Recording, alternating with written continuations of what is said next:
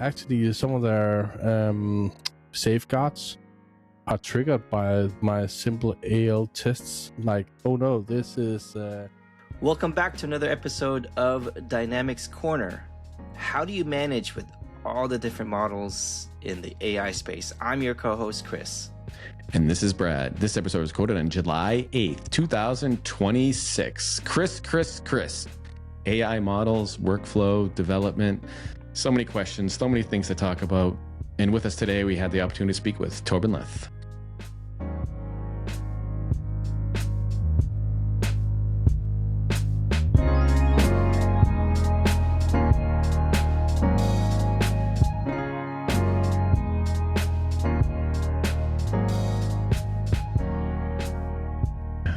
Good afternoon. It's nice to speak with you again. Welcome back. Likewise. Yeah, I was just thinking, as Kris and I were talking, I have many questions for you as always, but we were just talking about it's now summertime and everyone complains about the heat, and over in the Northeast United States, they're saying it's the hottest it's been, or we're having a heat wave or whatever. And this recording, I'm not up north, I'm down south, and the feels like temperature is 112 degrees Fahrenheit, which is 45 degrees Celsius. So I'm going to do an experiment after this. I'm going to take a pan, and everyone always talks about this, and I've never seen this. I honestly haven't. I've heard about it, but I want to try it. I'm going to take a pan, put it outside in the sun because it's lunchtime. I'll let it sit for a little bit and go see if I can cook an egg with the heat of the sun. You should. Do you think it will cook? I think it's slow. It'll be slow, but it's gonna be possible. If not, then put it in the car and then try again. I think put it in the windshield and let it heat up. Then I think it's gonna be there. I would do it on the car, but I'd be afraid of the paint. But I will let you know how the experiment goes. Take it out again, but yeah, it's sunny and. We'll have to see. The other thing is I had the opportunity to watch some of the BC Tech Days videos, and how was that car? It was fun. It's quite different. That looked like a lot of fun. When Dimitri pitched it, it was like, okay, well, let's try and let's see how it goes. But it fitted the theme. So I've been poking him a bit, like what's going to be next year? It's going to be a blimp or something, but he hasn't told me yet. you do. I'll have to reach out to him as well, because I think you do have to top it, because you have already come in with bringing the car into the presentation. You have to come up with something better next time. Like you said, a blimp, maybe go to flying on an airplane. Yeah. Or maybe some kind of animal. Let's see what happens. Or maybe at that point you can have an Optimus robot or another type of robot come on stage with you and do a little dance or something. I think it would be creative. Yeah. Well, I know a certain conference that wanted to do that, but skipped it. So I know it's in the works for some of them. So well, you have to tell me which one so I can make sure that I know I do my best to get there. Directions wanted to do it, but they had a few hiccups. So I think it's better they tell them. But it sounded fun. That does sound fun. I think it was fun. Before we get into the conversation, would you mind telling us a little bit about yourself? Yeah, my name is Torben. I'm one of the new MVPs in the PC space.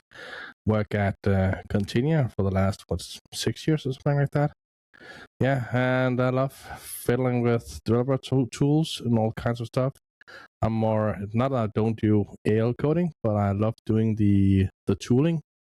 So make everyone else a better developer. That's like what I want to do, or at least make you better at using AI to make yourself be a better developer. So a lot of tooling. That's what I love to do, and all the other sort of stuff I do on the side. You do a lot.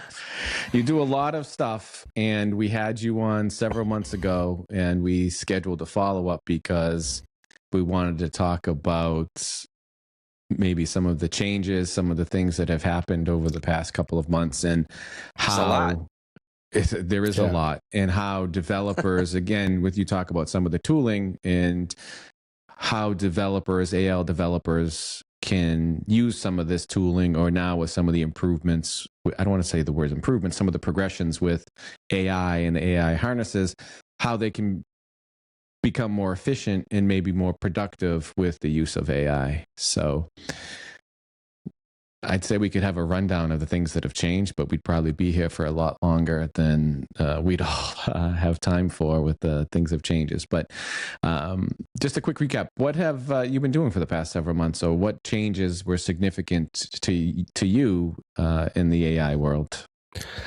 Well, the models are getting so good now that I need to redo my entire test set for like the CentralGauge thing where I measure all the AI models. They're simply too good now, so they're saturated my test set. So it's minuscule the amount of tests they can't fix now, so I have to be even more creative of how to doing it. But it's also gotten to a point where now it's more about the harness. The models are, even not the top models, are like good enough. But also some quirks like Fable, for example. Everyone know about that one. The issue with that one is when I test it, actually some of their safeguards are triggered by my simple AL tests. Like, oh no, this is dangerous. I am not allowed to work on this and that on AL tasks. So I'm having issues benchmarking it, because should I allow it to then retry, or should I allow it to do fallback to Opus? Or so there's a lot of new things I have to think about now where they're doing this fallback thing. So because what I want to know is how good Fable is at a given task. And well, I was one of the few guys that I did do a benchmark in those 2 days in the early start where we were actually allowed to use Fable, like almost all of it. And yeah, of course, it went through all my tasks and set a new high for all time. But now it's a bit more like it fails a bit, but that's because I haven't enabled the Opus fallback. But that is again because I want to know when it does the fallback, so I know when I can't trust the score. So I have to do more retries on Fable than I have to do for the other ones. But it could be like, depending on how Sol or the next OpenAI model, if they are going to have safeguards too, it's going to be a common thing that there when you ask it for something about biohacking, it will use that model in the background. When you ask something about coding, it will use that model in the background. So it's going to be a bit harder now to like benchmark models. Because it can decide. It would have an auto mode. Wow. I have so many things to talk about with you, but that's your CentralGauge and engaging the models for AL development is a great tool. And as you had mentioned that the models are getting far better at solving AL tasks, that it's difficult to benchmark them.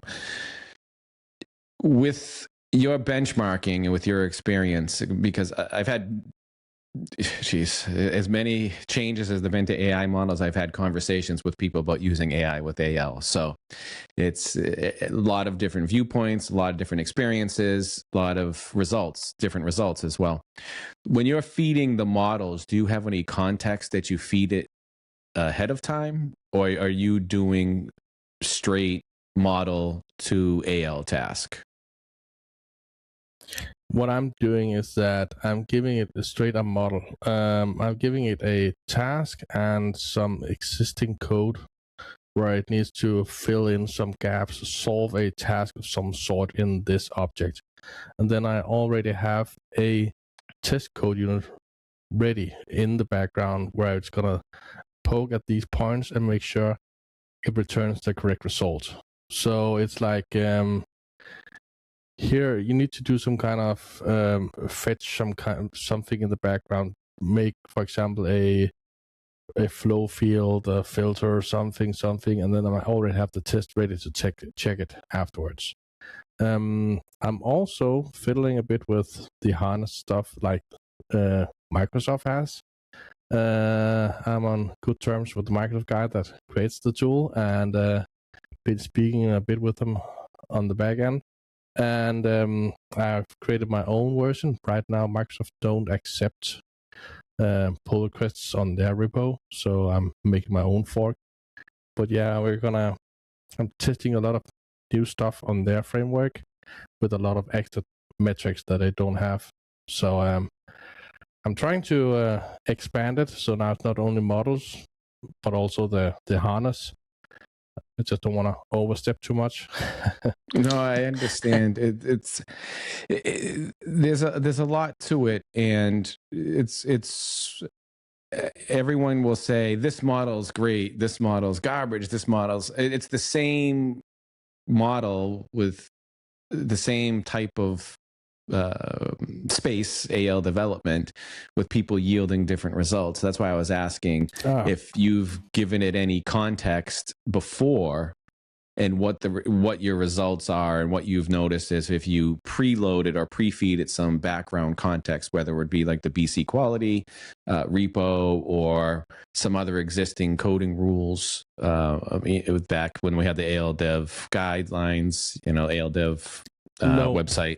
I don't do that because what I want to test is the model's own training data. It's like the baseline. I want to know what the model know about the AL language. So I'm also like asking it as soon as the AL language gets any new features, for example. I'm also making tests for those just to see how it knows about that concept.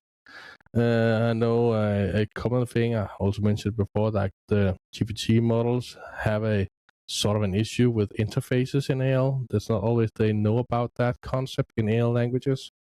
They're fine at creating code and filling in, but if you say you need something about an interface, it doesn't know how the format of an interface looks in AL. I think it's TypeScript. I can't remember. There's something, it use another format it thinks you can use in AL. So I don't use like BC quality or anything like that. That's more the BC bench, that where you do the entire harness, where you can add like additional information. I create some, I don't know if it's public on my site, but I'm creating a sort of an extra rule file so that when I benchmark run through all my tests, I will, for example, find out that GPT has an issue with this and that, and then I create my own like a guideline file where, oh, by the way, if you're working on AL, there's these few concepts that you don't know about, so remember those, so you can add them as in your Claude MD file or whatever you're going to use and as a harness. And then it knows about that also. So you can like raise all models to sort of the same baseline. That was the other question, and you started to talk about with the interfaces and not having the model not having knowledge to understand. I guess I hate to use the words because it's a computer. Yeah. It's not like it understands. But I think we all now talk about, we call it an it, he, she. Everyone starts to personalize it, but we have these models that haven't been trained on the latest AL syntax, because that language is also, it's not an old language like C# and, as you'd mentioned, TypeScript and Python, where there has been a lot of code available, and the number of changes with AL development in the language is greater than some of those languages. Yes, they've improved and they've added things to those languages, or syntax or commands. Is there a way to determine how far a model is with the AL language to know when you need to augment it with that additional knowledge? For example, the interfaces, for example, how would I know? Because if I give it a task and I want to do a task, and it could be benchmarking, or I want to review some code or write some code, if it has training up to a certain point, it's not aware of the new syntax. How would I know that it's not aware of the new syntax if I was a developer? I already show that information on my side, but it's hidden, and you need to, well, it's not hidden. it is there, but it's just a lot of information. So you need to know what you need to look for. There's already tasks like divided into subsections of like, this is tasks about interfaces, this is tasks about tables, and this is about rec reps, field reps, and so on. And then you can see which model succeeds, completes each task in each group. So you can actually go in there and see which is good at what. But actually, it's a bit of an issue. Like, I have all my tests public. That is good because I want people to see what it is I'm testing. But the issue is that they're using the same data for training. So I'm a bit of a pickle. I want people to know what my training data, what my tests are, but they're on a public repo. So they're going to be in the test data at some point. So I'm thinking of another place to host the tests itself and not on GitHub, simply because I can make something and then in half a year, suddenly all models know a lot about how to solve all my tasks because they're open. So that's also something I'm struggling with right now. It's like, I want to be open, but don't want it to be too easy for the models. So it's a bit of a pickle. I chuckle about that because I remember conversations about even like the Cronus data in Business Central, because the Cronus data is part of the sample and it's public in essence. The AL models know about the Cronus data. It's something to really think about as far as what it knows and what it learns. I saw something. Geez, I could go many different angles here, but talking about the different models and then somebody using it. I do want to talk about token usage at a point and maybe how to manage the token usage, because I see some of the stuff that you're doing about the models and the test. But I read something about models, and you talk about Fable, where you can have Fable be an advisor now, right? Or I think before we had auto mode for models, where the harness would try to choose the best model based upon the prompt, right? Simply put, in some of those cases. Is there a way to structure and set up your environment so that you could have that type of advisor set up with different models? Whereas if GPT-5 is better for documentation or having knowledge of documentation, and Opus 4.8 maybe the most recent for AL development and such, is there a way to gauge and set up it could use different models for different tasks, which would relate to, one, results, and two, credit/token usage? Yeah, there is. It's a bit of a tough question, because I, as an ISV, is going to have a different workflow than a partner, for example, is going to have. None of my workings is in Cloud Code. I know a lot of people uses VS Code. I haven't opened VS Code in like weeks. Mostly just open it to check like structure of a JSON file or something. So what I'm gonna say, probably not gonna work for everyone. In Cloud Code, I have Fable set up as a. I normally work in Opus, and then I say I'm using also the superpower skill set that is in there, and then I say, now let's brainstorm about something, and then it creates a spec, and I say, ask Fable about a review on the spec, and you don't have to write anything more than that, and then we'll start up a sub agent and just go through the specs and say, there's some feedback here, and I also installed a MCP called PAL. In there, you can add other providers like OpenAI, also OpenRouter. So I actually have it set up in one of my skills that when I want a consensus, it will ask GPT-5.5 Pro and Gemini 3.1 Pro Preview for additional feedback, because they're so different compared to the OpenAI, the Anthropic models, that they often see things that the other ones doesn't. And I just use those for review. And then when it's all done, I then tell it, now you don't have to think anymore. So just use Sonnet for all the coding, because the spec is so good now that it's only minor things you have to think about, and then that Sonnet can easily do. And then the cost is way lower than using Opus for all the coding. So Okay. So it's a plugin that you're using with CLI. So Yeah. Claude is your main. You have a plugin called PAL. yeah, it's just And an then- MCP server, so it can be added to any of your coding clients, VS Code, and so on. So well, and then there's again my entire own flow, which are the one shown at Tech Days, where I have my own entire pipeline where I have different stages, and then in the planning stage it's the Opus, in the coding stage, and so on. And there's like 13 stages where I've handpicked which model to use when and where. So that's again to try and keep the cost down. But that's for entire flows, like from when a bug is reported to it has been documented and sent out. So that's sort of a semi-fire and forget flow for simple coding tasks. So when we go into our, we use Azure DevOps.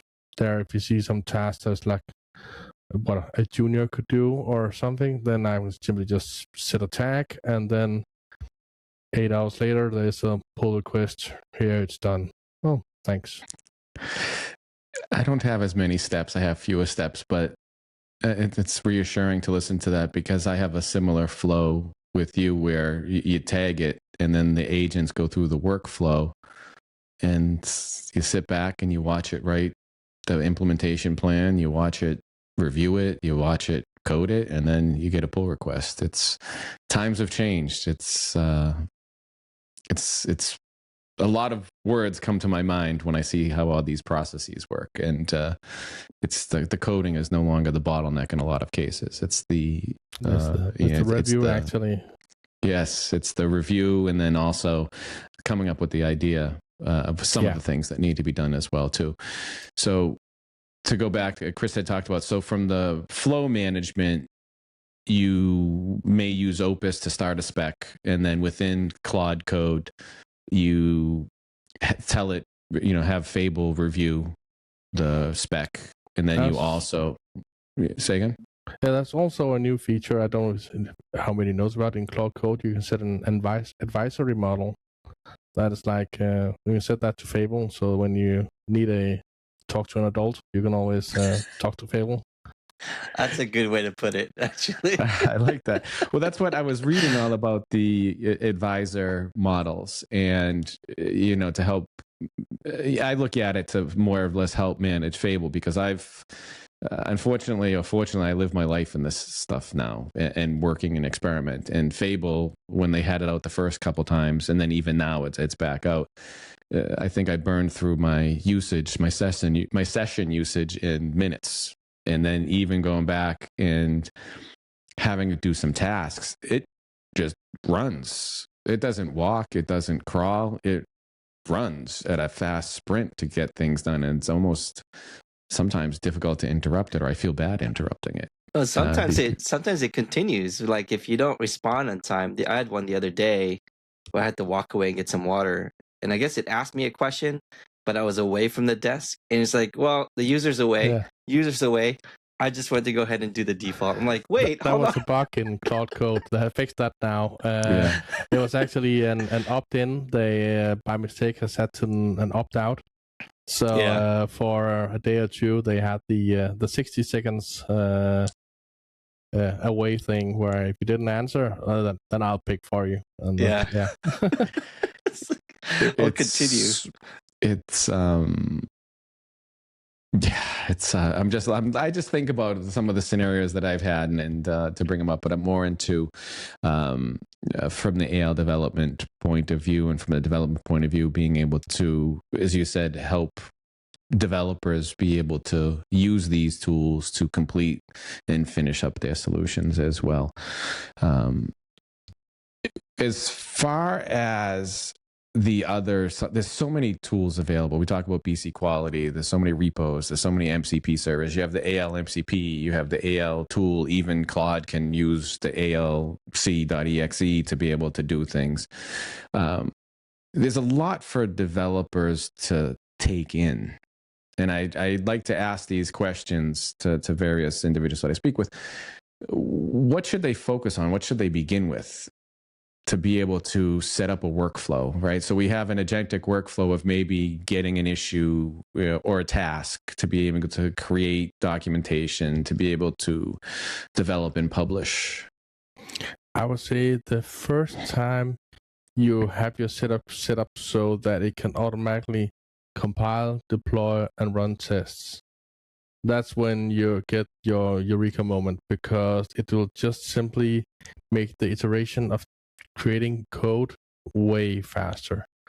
Of course, you can always add the thing about documentation and so on, the things developers don't like. But when you get the iteration going, where you just say, yeah, now create a page, add that, and so on, and yeah, let's test it.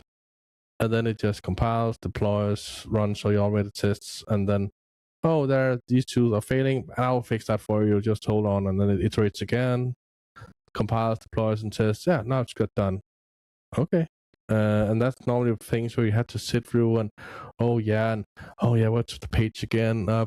Quick search, find it again, and things like that. Where when you get that far, that's when you see how easy it's going to be from now on.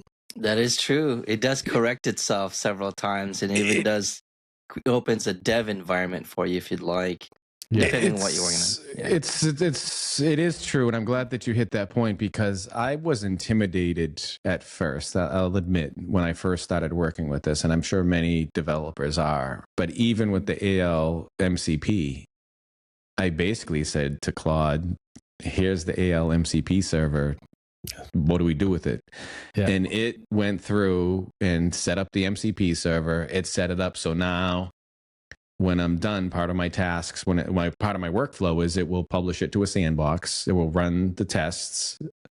It runs the tests a couple different ways, and it even looks at the AL warning result, the AL errors, the AL warnings from the source, it will use the source code analyzers and look at the results of the source code analyzers as well. So it will tell me how many warnings there are, and it will review the warnings. If there are any errors, and if it can't package or compile or build or whatever you have, it will go back and try to fix it and fix the problem, and then adjust the tests. It sounded so overwhelming at first, but when you just say, "Hey, Claude, here's an AL MCP server, set it up."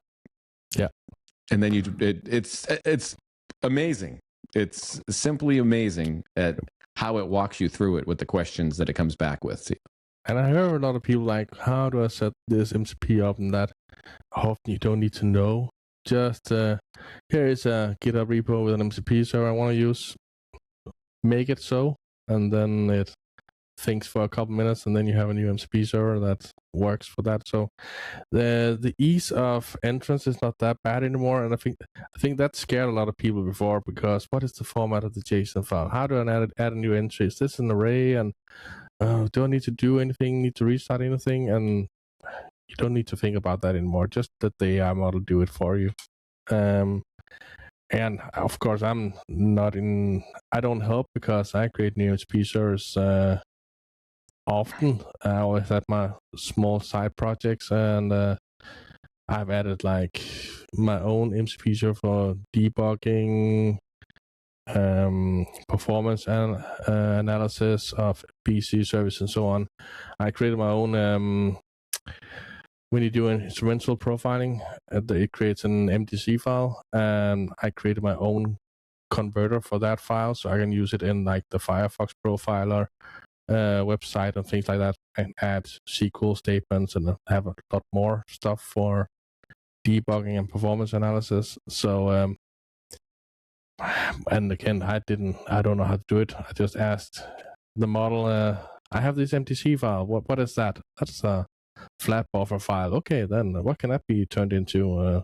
What is the best file format for showing performance profiling? Oh, it's probably the Firefox profiler. Oh, then let's make that. And then then I had that work for that in 8 hours, and then now it works. So now I can convert it without being dependent on any Microsoft files. So okay. It is so fascinating that you just have to really just talk it through. It's almost like the biggest part of building something, it's understanding what you're trying to accomplish, and just helping. Not only it's helping it guide to get there, but it's also guiding you to say, hey, how about these things? So it's a nice conversation back and forth. It's really, and I felt like if you're a startup company, it's your co-founder in a sense. Like if you're building something, you're having a conversation with a co-founder with you. It's pretty fascinating because I love solving problems, and that is what it is now. It's always been fun to write code and make the best line of code and so on. But I also like to solve problems, and that's what I'm doing more often now. It's like, oh, I have an issue here.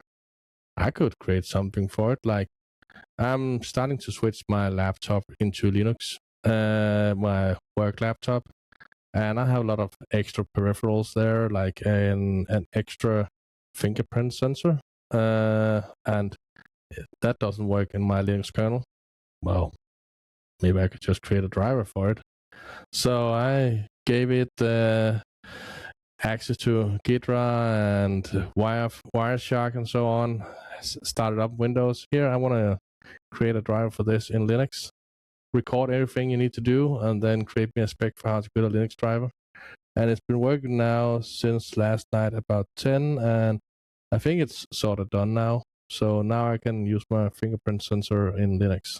So it's created a new Linux driver for me, simply just by finding a problem and saying, how could we solve this? I know we should probably, capture the traffic, and I know it works in Windows, then so let's do that first. And then it said, yeah, sure. And I can also see that this is like using AES encryption and so on, so on. So yeah, it probably is. I don't care. Just fix it. It's taken the value of software, as people have talked about, to zero, in essence, because before it was the software and the creation of the software that took the time so that you could solve the problem. And that cycle took a period of time, depending upon what it was. It's, as you talked about, it's now you can create things that you may not understand the workings of, but you understand the problem that you're trying to solve and the results of that problem, or the results of that being a successful solution for the problem that you're trying to solve. It takes a little bit to think about that, because it's scary, in a sense, from someone who has been developing for their entire lives. But the point that you had made, and I think TNA Starch, in a lot of his presentations, or early on in some of his presentations, he put up a tweet that someone made about that. Is like how developers really try to solve problems. I have to try to find it. I have it saved somewhere as well. Developers really are just trying to solve problems, and the code was the tool that they used. But you're still trying to solve the problem. And you almost have to take a step back, is every time you get into a motor vehicle, you need to go somewhere and how to turn on the car to get there, but you really don't pay attention to all of the workings of the car, right? You just know the car was built, it should work, and you move forward. So it takes a little bit to reframe your thinking in this way as well. But I think the building is very different now, because Torben, you mentioned you had a problem. Yeah, you could search for other solutions out there. You could maybe download an app, or someone already built it. But the amount of effort to doing that, you're still having to do a lot of research. Where you can just pull up Claude and says, "I have this problem, help me fix it." So it'll do all the work for you, and you're just conversing at that point, where it's a lot easier to do. Just having a conversation versus doing the effort of research. Will this work? Will this not work? It may work a portion of that, what you're trying to accomplish, but what if you want to, iterate that solution? So when you're building that out, you can add more stuff, and it's easier to do that than using someone else's stuff. So it definitely changed the way you solve problems now, because you can perhaps just build it at that point. So going to go back to the AL development point of view, are there any things that you have come across that are more of like gotchas with AI that to look out for? Because we're talking that it simplifies the development, simplifies the publishing process. But if you come across anything that someone should look out for? Mm, I have mostly only have good experiences, I would say, but I don't know if that is just my way of thought through working with AI, that I have my way of keeping the reins in and steering how I want it to do. No. For me, it works just fine. And if not, I'll fix it. So... No, that's good. It's positive. I think as time has been progressing with these and these models have been improving, the results have been getting better. And you still can review it. You still have to review the code. You still go through the code. You still have the tests. I think tests are easier now as well because the tests cheaper. Yes. And sometimes I spend more time looking at the tests just to make sure it's testing properly than I do with the code. If I should, admit that I do review the code. Only almost. I rarely look at the code. Well, I do skim it still, but what I'm reading through is the tests. If those are the scenarios I wanted to work in and it succeeds, then I'm glad. That is, well, depends on which kind of task I gave it. Mostly for the automated stuff, it is still just simpler tasks. It's no like new features. And if I have there was a bug and that bug is now fixed, and I can also see we have also added tests for the 8 other test cases that wasn't there before, and all of them succeed, and I can read the tests, then I don't care about the code. Then it's fine. As long as it works. Code is cheap now, so if you need to add a new feature next week, well, let's add that and fix it. As long as it's still performant, we have some checks for how well the code performs in terms of performance. And if those are fine, there's no regression, then that's fine with me. I don't care. But as I also said at Tech Days, in the early days we did punch cards, then we did assembly, and then we did C. And at the beginning, everyone looked how the compiler, which kind of assembly it made. Now it's only the few guys that actually want to micro-optimize their assembly code. Everyone else that writes C, well, they do a compile and just run it. They don't care about how their assembly looks. As long as it's performant, it's fine with them.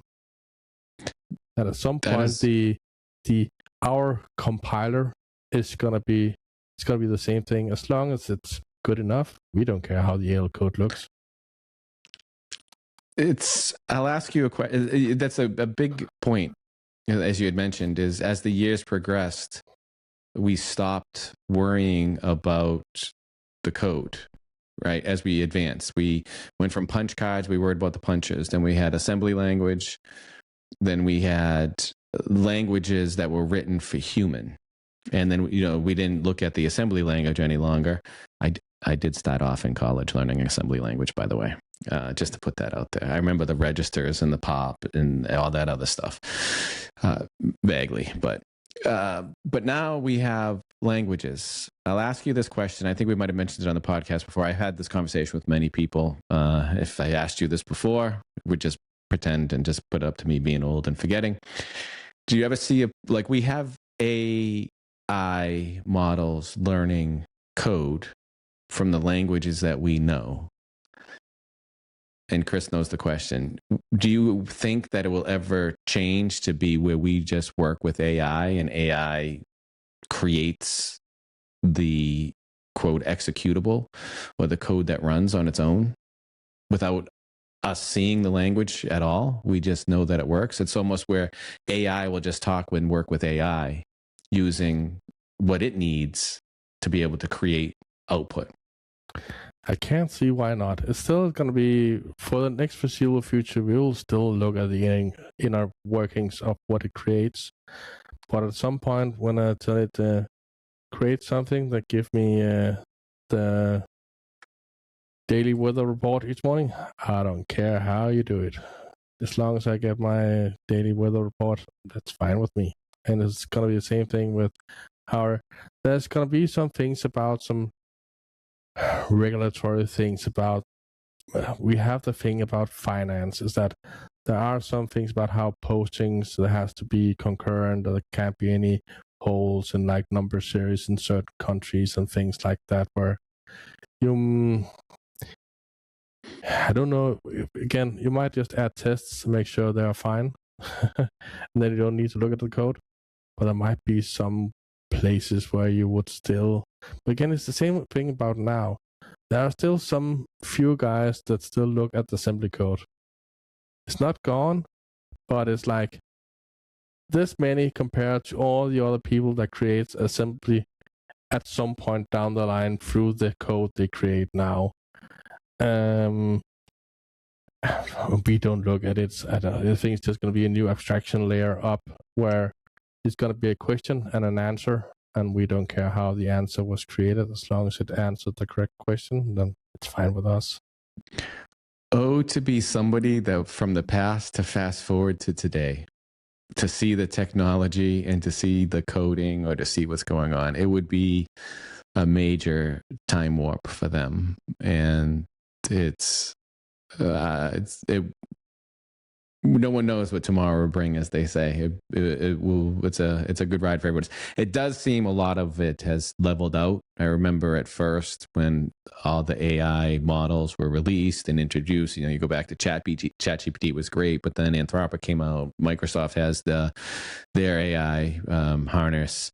You have all of these companies. There was a big rush and big feel of pressure, like learn AI, learn this, learn that. To me, it feels like it's sort of leveled out. I mean, I'm not saying you don't have to learn it, but the fast height pressure has seemed to slow down. Is that the same for you guys? I don't know if it's slowed down. I would say the advances in AI are still there, but the leaps are not that big anymore because the issue was they were so dumb. So just a bit better model was like a big increase of what it could do suddenly. Now they're so good, they're all good. So it's like minuscule things. Now it's that better at solving PhD math in that area. Yeah, it's fine with me. The public, that's a great question, Brad. The public perception, perhaps, I feel like has echoed slower. Like it's not as big of a news. Maybe for us that lives in it are, still feel like there's so many still new features and things you can do. But from a public perspective, I do feel that it's slowed down a little bit. But again, I think a lot of them still feel like AI is just a chat. It's all the people I spoke to. Oh, it's just like I can ask all these questions, and they're just getting into it, which is wild to me because we've been working on it for quite some time. Like my neighbor was building a shelf, and he just identified ChatGPT and how ChatGPT gave him all this information he needs, how to measure and so forth. That's still a chat, but the way we use it is very, very different, drastically different than what I've heard from many. So it certainly felt like it slowed down, but for us, I still feel like there's a whole lot more, because then to your point earlier, Torben, so you have all these different tools. I think for my perspective in the future is that we don't care about the code, but it'll be, how do you make them more efficient, or how do you make it more, how can it be cheaper? And I think eventually AI is going to talk to each other, or different models going to talk to each other, and it's going to have its own language to kind of compress the cost of tokens, hopefully, because we've already heard it in the past where two agents can have their own or made up their own language to be more efficient, to be faster. So I think that's going to be the sort of like the next 5 years. But I think also we are in a different industry compared to the rest of the world. We are in our own bubble where we know if we don't evolve, then we are going to be behind in a year or half a year. The partners that are still just using the free version of ChatGPT to just ask a question here and there, they're gonna have a hard time in a year, because there's gonna be a guy on the other side of the street that can create the same solution in half an hour where you need 10 hours. So you need to be aware and need to know what happens. Where the rest of the world, well, it's gonna be better at creating your German essay, but that's like small things here and there. I do have another question about some models for you, but at the point that you're talking about, it's you said the person across the street is going to be able to produce the solution quicker than you. It's not only the velocity at which output can be created, it's the amount of output that could be created. Because before, as you had mentioned, nobody liked documentation. Now you need documentation in a sense for requirements so that the AI knows what to write. So even now, if you do make a solution, you can generate a document saying, here's what it is, here's how it works. And again, it's on the flip side. Sometimes it creates a lot of documentation, and you can't give somebody a 38-page document and say, here, read this. This is about your solution. But now you can deliver more. So not only can someone deliver a solution faster for a customer, and again, in our world, they can give them more. They can give them the automated tests to make sure that it works every time that they add something new to their system. Right? It's not just your extension in our world. It's any other extension that gets installed. You can run the test to make sure that all of those solutions still or extensions work together. And if one of the tests fail, you can determine the course of action. It doesn't mean either one of them is incorrect. It just means you may need to make an improvement to work with another extension. Whereas before, everyone would just install it. This one task works. Then a week later, they find out, oh, this doesn't work anymore. So you're generous with a year. From what I'm seeing, I think if you haven't started doing that, I think you're late at this point. It's because there's so much that's being produced by some of these partners. But again, I think it's a balancing act of where you need to control what your output is. Don't say, you don't have to tell everybody, oh, I'm using AI to create all this documentation. It's cool. It's almost like saying I use the keyboard to type my code. But you need to give them the documentation that's relevant for the task that you're giving them and not overdoing it. Just to switch a little bit, Kris, you had mentioned cost. Torben, we talked about cost and being able to switch to other models. I listened to an interesting conversation on a podcast about the open source models. Open source models for cost management, open source models for privacy, or depending on how you want to look at it. Have you worked with any of the open source models, and how do you see them fitting in a workflow today and in the future? I haven't used them actively. I've tested them, like GLM and Kimi and so on, and they're really good, really, really close at being like a replacement for Sonnet. Not for Opus, but for the coding part.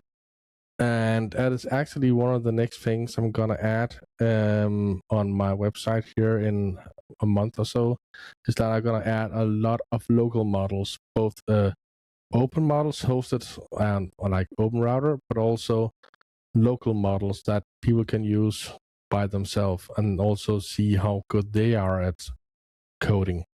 And I don't know yet how I'm gonna do this, because some of my tasks still need reasoning.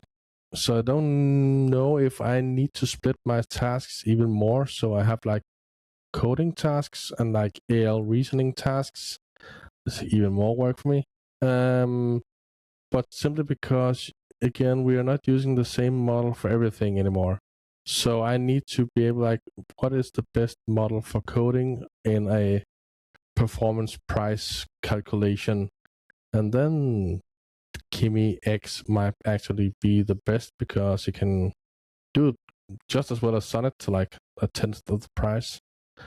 But I haven't tested it yet in real AL programming. It's only been in small tests here and there, nothing concrete yet. But that is also because when I started doing these benchmarks and like just in the start of the year, and compared to now, the open models are way better. Start of the year was like that we had, was it DeepSeek?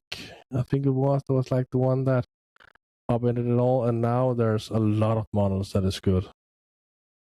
So yeah, interested to see if there's going to be a pivot to using local models for some things, even though I talked with someone about this and they said, well, you need a lot of hardware to run it. My thought may be, even if it takes a little bit longer to run, if you don't have that added cost, okay.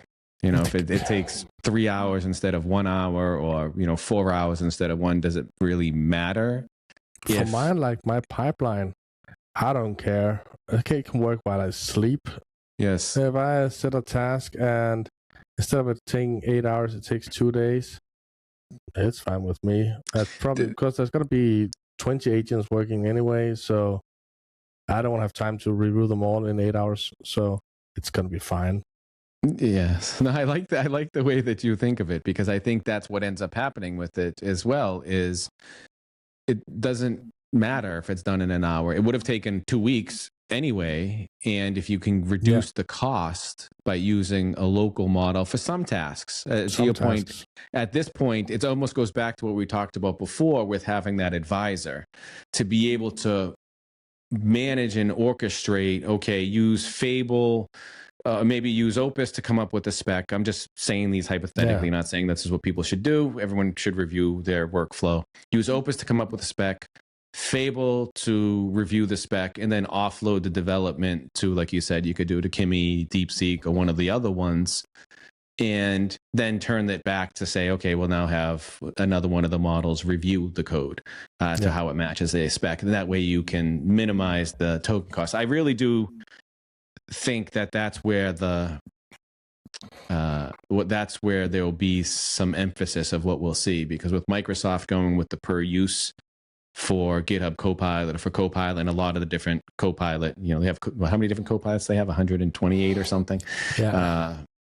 It shows everybody that day is coming. And I'm sure Anthropic will go there. I mean, now you're paying for APs. It's Film, they're just waiting for the IPO, and they won't do anything now to mess it up. And just for now, just keep a lot of people, get them hooked on the Anthropic models, and then when they're public, then switch to API users for everyone.